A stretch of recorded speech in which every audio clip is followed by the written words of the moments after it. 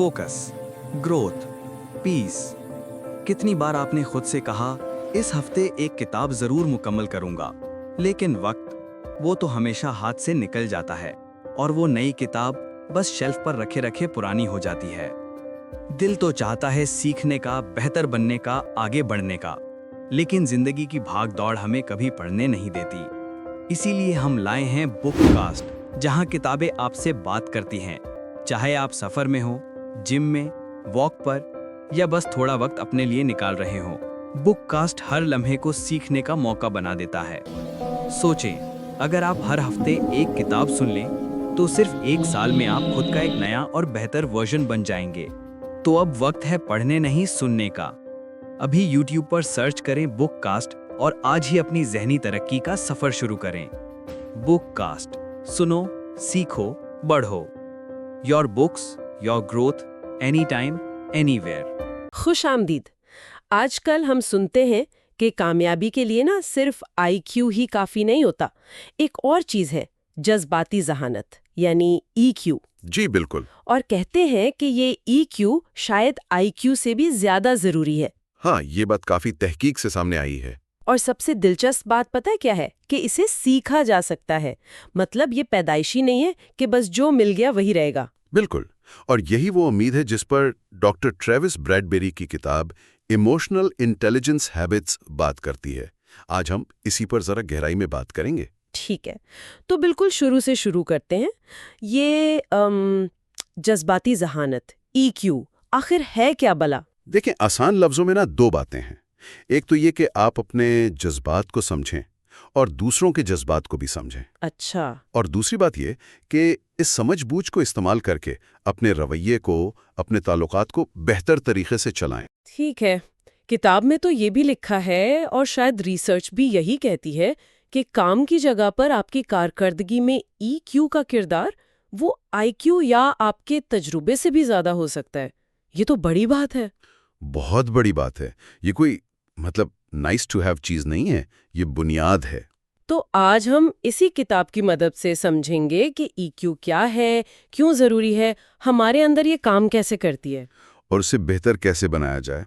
इसमें fairness gauge की एक कहानी है, वो बहुत अहम है, उस पर भी बात करेंगे। तो चलें शुरू करते हैं।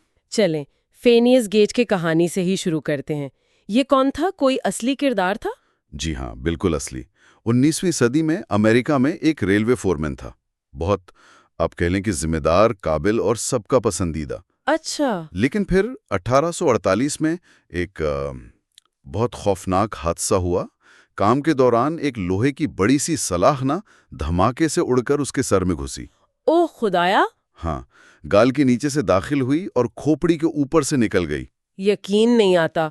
वो बच कैसे गया? उसकी शख्सियत, वो पहले जैसी नहीं रही, बिल्कुल बदल गई। कैसे बदल गई?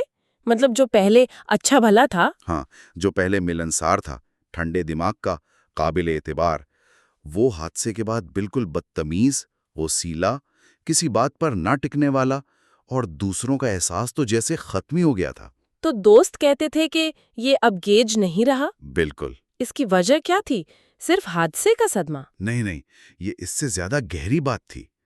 बाद में जब तहकीक हुई तो पता चला कि उस सलाख ने ना उसके दिमाग के अगले हिस्से को नुकसान पहुंचाया था, जिसे प्रीफ्रंटल कॉर्टेक्स कहते हैं। प्रीफ्रंटल कॉर्टेक्स ये क्या करता है? ये समझे हमारे दिमाग का CEO है।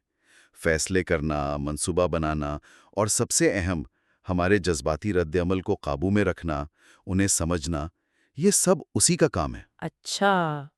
तो जब ये हिस्सा तबाह हुआ तो गेज का अपने जज्बात और रवैये पर कंट्रोल खत्म हो गया। ओह, तो ये कहानी एक तरह से सबूत है कि EQ सिर्फ ख्याली चीज नहीं, इसका हमारे दिमाग की साख्त से, बायोलॉजी से ताल्लुक है। बिल्कुल ठीक। ये हमें सीधा दिमाग के काम करने के तरीके पर ले आती है। देखें, जब भी हम कुछ देखते हैं, सुनते हैं, महसूस करते हैं ना, जी। तो ये मालूमात, ये सिग्नल हमारे दिमाग तक पहुंचते हैं। और दिलचस्प बात यह है कि ये पहले दिमाग के जज्बाती मरकज, लिम्बिक सिस्टम में जाते हैं। जज्बाती मरकज में पहले? हाँ, और उसके बाद वो हिस्सा काम करता है जो मंतिक और सोच विचार करता है, यानी प्रीफ्रंटल कॉर्टेक्स। यानी ہم سوچنے سے پہلے محسوس کرتے ہیں۔ بالکل، ہمارا پہلا رد عمل ہمیشہ جذباتی ہوتا ہے۔ یہ ہماری بناوٹ ہے۔ ای کیو دراصل اسی جذباتی اور منطقی حصے کے درمیان ایک اچھے کارآمد رابطے کا نام ہے۔ جیسے کوئی پل ہو ان دونوں کے درمیان۔ بالکل، کیا خوب کہا، بالکل ایک پل کی طرح۔ اور کتاب کہتی ہے کہ یہ پل مشق سے مضبوط ہوتا ہے۔ مشق سے؟ کیسے؟ جیسے کچا راستہ ہوتا ہے نا، بار بار گاڑیاں چلیں تو پکا ہو جاتا ہے۔ اسی طرح جب ہم ای کیو کی مہارتیں استعمال کرتے ہیں، غصے کو قابو کرنا، دوسروں کو سمجھنا، تو دماغ میں ان دونوں حصوں کے بیچ کا راستہ وہ زیادہ تیز اور پکا ہوتا جاتا ہے۔ اس میں ٹریگر ایونٹس کا بھی ذکر تھا، وہ کیا ہے؟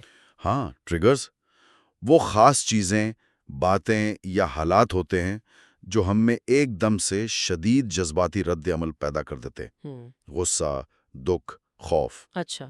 اور اکثر ان ٹریگرز کا تعلق ہمارے ماضی کے کسی تجربے سے ہوتا ہے۔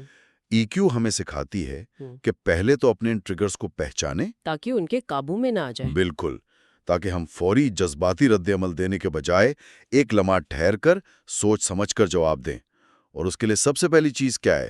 خودآگاہی۔ یہ جاننا کہ مجھے بھی کیا محسوس ہو رہا ہے اور کیوں ہو رہا ہے۔ یہ دماغ والی بات سمجھ کر تو ای کیو کی اہمیت اور بڑھ جاتی ہے۔ کتاب میں کچھ اعداد و شمار بھی تھے، وہ تو کافی حیران کن تھے۔ جی ہاں، بالکل۔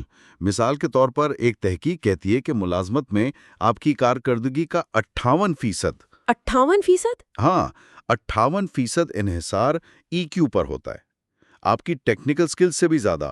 یہ تو بہت ہی زیادہ ہے۔ اور سنیں، 90% جو ٹاپ پرفارمرز ہوتے ہیں نا کسی بھی ادارے میں، جی، ان کی ای کیو بھی ہائی ہوتی ہے۔ اچھا، اور اس کا تعلق پیسے سے بھی ہے؟ بالکل ہے۔ اوسطاً جن لوگوں کی ای کیو زیادہ ہوتی ہے وہ کم ای کیو والوں سے سالانہ تقریباً $29,000 زیادہ کماتے ہیں۔ واو، یعنی ای کیو صرف اچھا انسان بننے کے لیے نہیں بلکہ کریئر اور پیسے کے لیے بھی ضروری ہے۔ یقیناً۔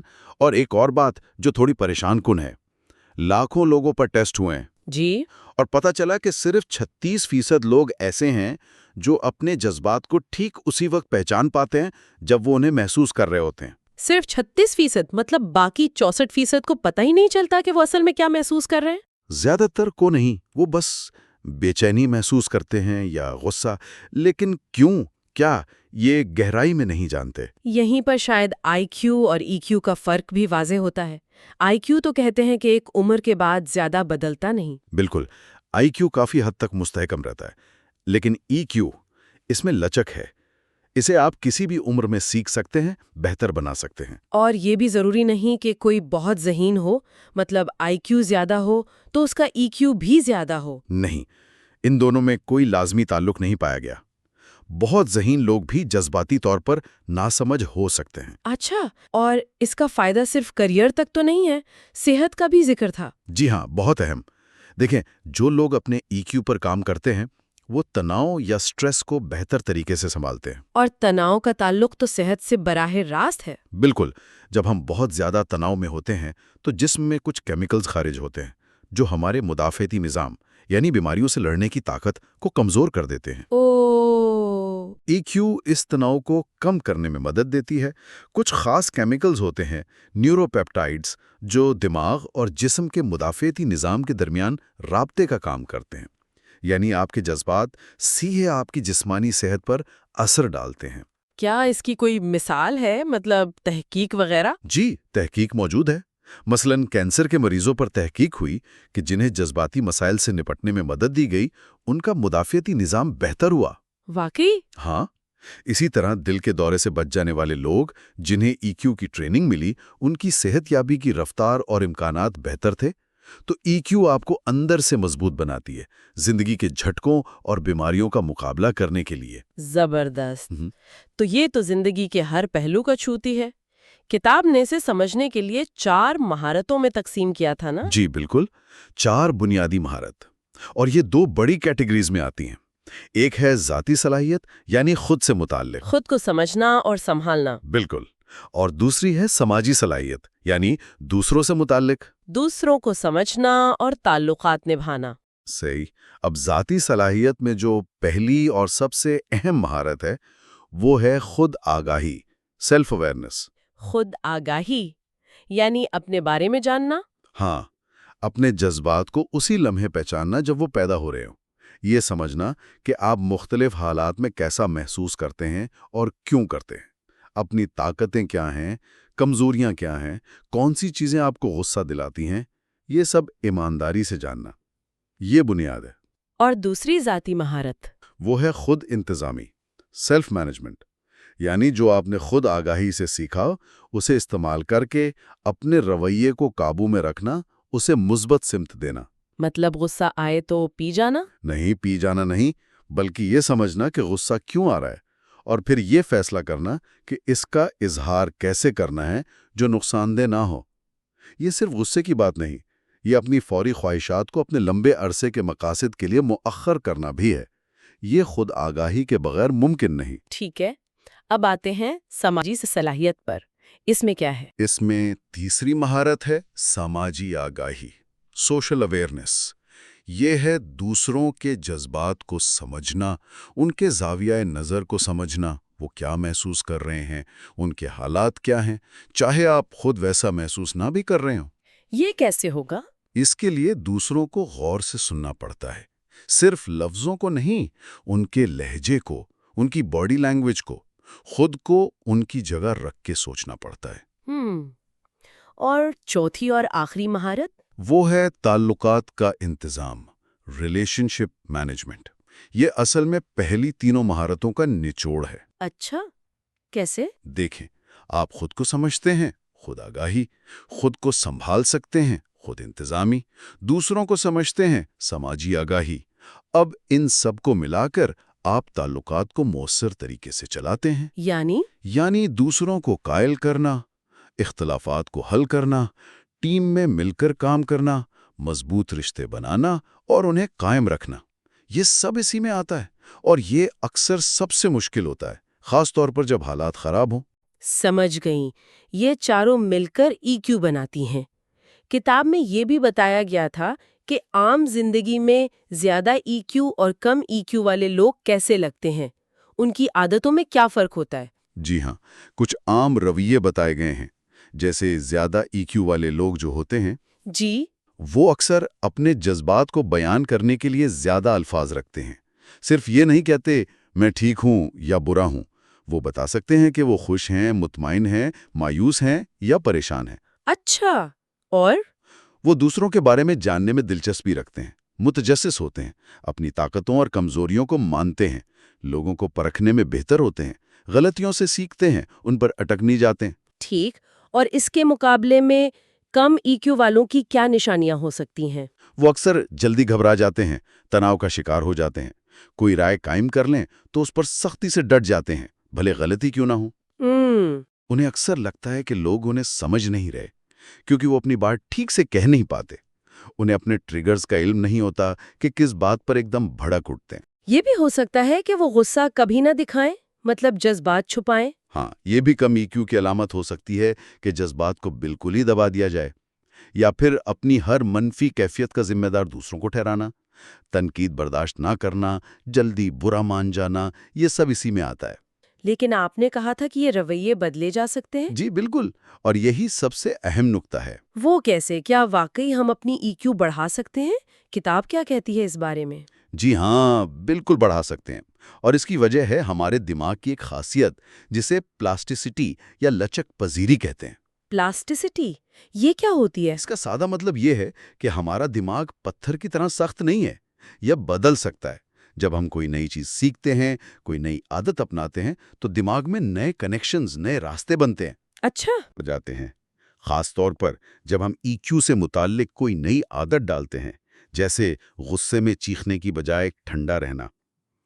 تو اس کی مثال کیسے دی تھی آپ نے؟ پٹھوں کی طرح؟ ہاں بالکل، جیسے ورزش کرنے سے پٹھے مضبوط ہوتے ہیں، ویسے ہی جب ہم جان بوجھ کر بار بار کسی نئے جذباتی رد عمل کی مشق کرتے ہیں تو دماغ میں اس نئے رویے کا راستہ پکا ہو جاتا ہے۔ اور پھر وہ عادت بن جاتی ہے، خود بخود ہونے لگتی ہے؟ بالکل، آہستہ آہستہ وہ خودکار ہو جاتی ہے، پرانی عادت کی جگہ لے لیتی ہے۔ تو کتاب کا طریقہ کیا ہے؟ کیا وہ کہتی ہے کہ ان چاروں مہارتوں پر الگ الگ کام کرو؟ خود آگاہی پر، پھر خود انتظامی پر؟ نہیں، اس کا طریقہ تھوڑا مختلف ہے اور زیادہ عملی ہے۔ وہ کہتی ہے کہ ایسی خاص عادتوں پر فوکس کرو جو بے وقت کئی EQ مہارتوں کو بہتر بناتی ہیں۔ اچھا، کوئی مثال؟ جیسے فرض کریں آپ عادت ڈالتے ہیں کہ دوسروں کی بات واقعی غور سے سنیں گے، بیچ میں ٹوکیں گے نہیں۔ ٹھیک ہے۔ اب اس ایک عادت سے کیا ہوگا؟ آپ کی سماجی آگاہی بڑھے گی کیونکہ آپ دوسروں کو بہتر سمجھیں گے، اور آپ کے تعلقات بھی بہتر ہوں گے، یعنی تعلقات کا انتظام بھی بہتر ہوگا۔ اوہ واو، یعنی ایک عادت کئی مہارتوں پر اثر انداز ہو سکتی ہے۔ بالکل۔ اسی طرح اگر آپ اپنے ٹریگرز کو پہچاننے اور ان پر قابو پانے کی عادت ڈالتے ہیں تو اس سے آپ کی خود آگاہی بھی بڑھے گی اور خود انتظامی بھی۔ تو کتاب یہ کہتی ہے کہ اپنی ضرورت کے مطابق ایسی عادتیں چنو جن پر کام کرنے سے سب سے زیادہ فائدہ ہو۔ جی، پہچانو کہ آپ کو کہاں بہتری کی ضرورت ہے، کون سی عادتیں آپ کے مقاصد کے لیے اہم ہیں، اور پھر ان پر مستقل مزاجی سے کام کرو، کیونکہ دماغ تو بدلنے کو تیار ہے، بس ہمیں کوشش کرنی ہے۔ تو خلاصہ یہ ہوا کہ جذباتی ذہانت یعنی EQ کوئی ایسی پر اسرار چیز نہیں، بلکہ یہ سیکھی جانے والی مہارتیں ہیں، جی، اور یہ ہماری کامیابی، ہماری صحت، ہماری خوشی، ہمارے تعلقات سب کے لیے بہت اہم ہے۔ بالکل، آ کر اپنی EQ کو بہتر بنا سکتے ہیں۔ بالکل صحیح۔ اور ان چیزوں کو سمجھنا ہی ذاتی ترقی کی طرف پہلا قدم ہے۔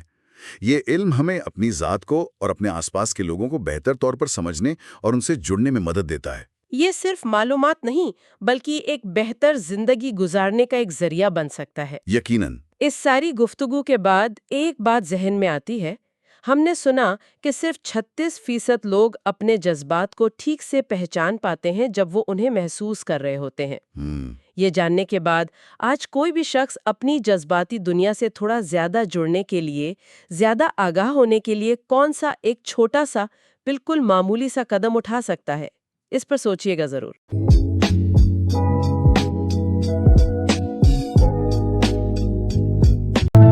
Subscribe Bookcast.